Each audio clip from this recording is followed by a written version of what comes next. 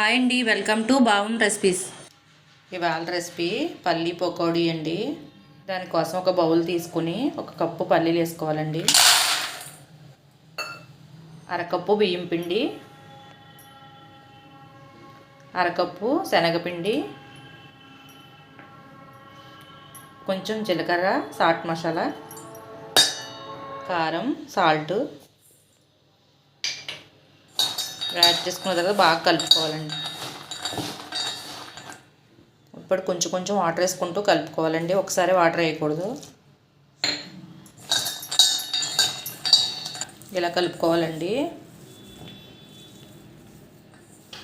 Oil heat అయిందండి, ఇప్పుడు వేసుకుందాం.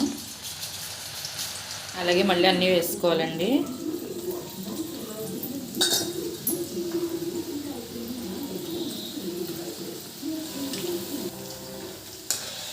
ఇలా గోల్డెన్ కలర్ వచ్చే వరకు ఫ్రై చేసుకోండి.